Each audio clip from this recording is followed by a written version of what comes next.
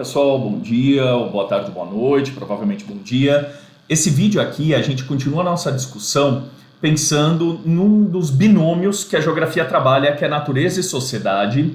E uma das dificuldades que a gente tem é exatamente no senso comum com o conceito de território. Porque por ser um conceito que trabalha com as relações políticas através do espaço, é muito comum no senso comum se naturalizar, achando que é natural que o espaço brasileiro ele tenha essa conformação. E na verdade isso é fruto de um processo histórico. Ele se mantém através de um jogo de tensões que muitas vezes a gente não enxerga. E uma dessas naturalizações vem do próprio nome Brasil, quando a gente acha que sua origem está naquela madeira que os portugueses levavam para tingir as roupas de vermelho, quando na verdade a sua origem é celta. O termo Brasil ele já estava no imaginário europeu, falando de uma ilha onde os bem-afortunados, os sortudos viviam. E se a gente olha, por exemplo, para os índios, a imagem que se tem deles, ela fala sobre isso. E é isso que esse artigo aqui, que o professor Funaro ele escreveu na Folha lá em 1997, não por acaso, no caderno de turismo. O que o Brasil vende como imagem turística? A praia, a mulher, a alegria, o carnaval, a comida, ou seja, a abundância e o prazer. E essa ideia, ela tem mais de 500 anos, ela vai 200 anos antes, você tem referências disso em mapas celtas presentes ali com as primeiras referências do nome Brasil, um lugar também abençoado pelo calor, tá? Daí o radical parecido também de brasa, Você tem aí os entrelaçamentos celta e latino da palavra Brasil. E quando os portugueses vêm para cá, você tem uma racionalidade comercial e ao mesmo tempo esse ideário popular falando sobre essa terra dos bem-afortunados, essa terra de abundância que aparece ali. Então é isso que a gente vai assistir e vai ver nessa aula. Aqui na sequência a gente vai presenciar um mapa que vai mostrar para a gente um pouco dessa terra Brasil. Ali ele, você tem aqui a Irlanda, a Inglaterra, o Reino Unido, e a oeste dele, essa ilha imaginária que não tem referência, ela fica ao sul da Irlanda, a Irlanda já tinha registro. Então, quando é que os portugueses começam a definir essa forma de território que não existia na Europa? Ela vai se formar com Portugal, pelo Tratado de Tordesilhas, antes da chegada de Pedro Álvares Cabral e depois, 2 anos depois da chegada de Colombo. E olha só, o que o Papa dizia, o que a gente tem que estar atento nessa definição.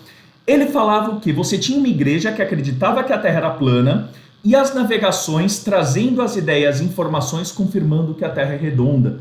E eles precisavam dividir as terras entre Portugal e Espanha. E prestem atenção nessa saída política que o Papa encontra, que o Tratado de Tordesilhas, a divisão entre Portugal e Espanha, vai se dar a 370 léguas das ilhas de Cabo Verde para a parte do ponente, ou seja, para o oeste, por graus ou por outra maneira como melhor e mais preste se possa dar, de maneira que não sejam mais. Vejam, graus é uma medida que se dá para formas circulares na geometria.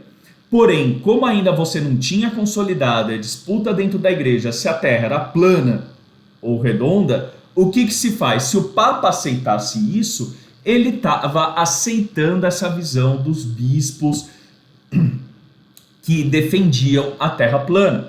Então, o que se faz? Se faz essa saída macarrônica de dizer que essa medida não poderia ser em graus. Isso vai ter implicações políticas na formação do território brasileiro, que é o que a gente vai ver na sequência aqui, através dessa imagem, que vai mostrar o quê? As diferentes definições do Tratado de Tordesilhas. Tá? Então, quando você tem um cartógrafo que era português, ele vai arranjar um cálculo que empurre o Tratado de Tordesilhas para o oeste e aumente as áreas portuguesas. Se ele for mais ligado à coroa espanhola, o Tratado de Tordesilhas vai para leste aumentando as áreas espanholas. E na disputa o quê? A bacia do Rio da Prata, tá? Que dava acesso às minas de prata de Portugal e Espanha. O que faz mudar essa história? Em 1580, um rei de Portugal, Dom Sebastião, é morto em uma batalha em Marrocos e não deixa herdeiros. Ele não era casado e não tinha filhos. O que vai acontecer? Era muito comum nas famílias reais europeias o casamento entre eles. Então, qual que era o descendente real português mais próximo? A rainha da Espanha. Então, a coroa da Espanha, nesse momento, ela também se torna a coroa portuguesa. A coroa espanhola e portuguesa se tornam uma só. E com isso, o Tratado de Tordesilhas, ele, apesar de vigente, perde função. Afinal, portugueses e espanhóis estavam sob a proteção de um mesmo rei. E a consequência disso, o que é aqui para nós? As cruzadas, os movimentos das bandeiras e das entradas. Porque aí o que vai acontecer? Os portugueses, eles não aceitavam a coroa espanhola e eles continuavam se pensando como portugueses. Então o que eles vão fazer? Eles vão avançar sobre o território espanhol, que era antes apenas território espanhol, porque agora eles não estão cometendo crime, em busca de índios, em busca de pedras preciosas. Vamos lembrar que quem faz isso são os fazendeiros paulistas, fazendeiros pobres que não têm dinheiro para comprar escravos, diferente daquela gente fina e elegante do Nordeste, aquelas fazendas de cana que davam muito dinheiro e que tinham muitos escravos negros. Aqui em São Paulo eram escravos índios, porque eles não tinham dinheiro. E isso vai fazer o quê? Isso vai fazer com que se estabeleça, depois de 60 anos, durante quase 100 anos, ou seja, 60 anos depois da morte de Dom Sebastião, quando se divide de novo as terras de Portugal e Espanha, você tem 100 anos de disputa, Portugal dizendo que aquelas terras ocupadas pelos bandeirantes, com vilas pelos bandeirantes, era de Portugal, e a Espanha dizendo que eram da Espanha, e principalmente o quê? A Espanha não queria Portugal perto do Rio da Prata, porque sabia que se Portugal dominasse o Rio da Prata, o que ia acontecer? A Espanha teria que pagar um pedágio para Portugal para tirar sua prata de lá. Então, o que o Tratado de Madrid ele vai fazer? Ele elimina o Tratado de Tordesilhas e o substitui por um tratado em que Portugal entrega e aceita sair das margens do Rio da Prata, no sul, onde hoje é a fronteira da Argentina com o Uruguai, e em troca recebe toda a bacia amazônica. Então, toda essa extensão norte do Brasil, de quase 3 ou 4 mil quilômetros, o Brasil adquire neste momento, nesse acordo do Tratado de Madrid. E, em consequência, a Espanha controla o Rio da Prata. E aí você tem um outro acordo que gera uma série de disputas que só vão se resolver no século XX, que é o quê? O princípio do uso capião. Então, quem chegou primeiro numa determinada área acaba tendo direito àquelas terras. Tá? E aí você vai ter uma área de disputa principalmente entre os rios, que vão ter de um lado vilas portuguesas e de outro vilas espanholas. Então esse mapa que está aqui, ele vai mostrar o Tratado de Madrid, que não é essa linha reta do Tratado de Tordesilhas que aparece aqui. É aquela fronteira mais a oeste que praticamente dá forma ao Brasil atual, dá forma das fronteiras ao Brasil atual. Tá? E aí o que vai acontecendo nesse processo? Logo em seguida ao Tratado de Madrid começam os movimentos de independência, muito incentivados pelo quê? Pela independência dos Estados Unidos, que começa 20 anos depois do Tratado de Madrid, e as invasões de Napoleão da Europa. Portugal consegue manter o seu poderio, por quê? Porque com o apoio da Inglaterra, a família real ela foge aqui para o Brasil e torna o Rio de Janeiro capital do Império Português. A coroa espanhola fica na Europa, sofre os ataques de Napoleão e com isso o que vai acontecer? Isso acelera o processo de independência da América Espanhola. Dom João se aproveita disso e faz o quê? Não aceita, não acata o acordo do Tratado de Madrid e retoma as colônias onde hoje é o Uruguai. Tá? E funda a Bacia Cisplatina. Então, nesse momento, o mapa do Brasil ele se torna esse aqui, e eu peço especial atenção aqui no sul, para a província Cisplatina, que na época era um estado brasileiro. Claro que os argentinos não gostaram nem um pouco disso, né? Primeiro os espanhóis e depois os argentinos no processo de independência. E aí o que vai acontecer? Para evitar uma guerra entre o então Brasil independente e a Argentina, cria-se o Uruguai, que é um acordo envolvendo o Brasil, a Argentina e o Reino Unido, como se fosse um país tampão, um país neutro, para evitar uma guerra entre a Argentina e o Brasil. E qual o acordo que se chega? Tanto o Brasil quanto a Argentina passariam a definir toda a influência política sobre o Uruguai. Então você tem 60 anos de vitória de um presidente que atendia aos interesses do Brasil e da Argentina. Até que em 1864, os uruguaios elegem um presidente contrário aos interesses brasileiros. Qual a resposta, então, de Dom Pedro II? Dom Pedro manda as tropas para o Uruguai, depõe esse presidente eleito para colocar o então perdedor desse processo eleitoral uruguaio.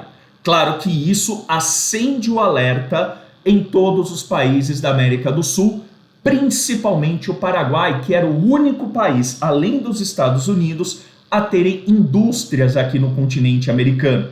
Só que o Uruguai ele não tinha litoral e ele depende do quê? Ele vai depender do rio Paraguai. Então o Paraguai ataca o Brasil e nesse ataque ao Brasil, o Paraguai, que se imaginava que seria derrotado em questão de meses, leva uma guerra que dura 5 anos. O Brasil aniquila o Paraguai. Sobram apenas homens, jovens e adolescentes no Uruguai. Tá? E o Brasil, ele vence essa guerra. Foi a última grande guerra do continente aqui na sul-americano. Tá? E isso vem por conta do quê? De uma desconfiança também em relação ao Brasil, a partir do momento que o Brasil descumpre o Tratado de Madrid e toma conta da província Cisplatina, processo que foi resolvido com a independência do Uruguai. Tá? E essa guerra do Paraguai se torna o grande trauma de guerra aqui da América do Sul, a ponto de não ter mais nenhum. E o que vai acontecer? Qual o desdobramento disso? Uma série de acordos são feitos para estabilizar essas fronteiras aqui. Uma delas em relação à Bolívia. Por quê? Começo do século XX começam a surgir as indústrias de automóveis e a principal matéria-prima que vai ter para o pneu é a borracha. E a borracha ela vem do látex da seringueira, uma planta que até então só existia na Amazônia. E na Amazônia onde? No interior da Amazônia, onde hoje é a fronteira do Acre com a Bolívia. Era ali que você tinha a maior concentração de seringueiras. Qual que é o problema ali? Qual o ponto geopolítico? A Bolívia é um país que, nesse processo de independência e formação das fronteiras, perde todas as guerras que entram. Eles perdem terras para o Peru, eles perdem a saída para o mar para o Chile e perdem terras para o Paraguai. Então, o que vai acontecer? O que vai acontecer? Nordestinos pobres vão para aquela região para extrair a borracha, a seiva da seringueira, para mandar para a Inglaterra, para mandar para os Estados Unidos. E quem gerencia esses nordestinos pobres lá? Fazendeiros do Sul. Então você tem fazendeiros do Sul, nordestinos pobres e a escravização, apesar de não ter mais escravos no Brasil, mas o tratamento como escravos dos índios ou seu genocídio ali naquela região. Resultado disso, a região do Acre se torna uma região de desenvolvimento econômico. E o que a gente tem então? Esse era o mapa da Bolívia na época e os territórios que ela vinha perdendo. A Bolívia, ela vai querer entrar numa guerra com o Brasil? De jeito nenhum, ela está totalmente debilitada.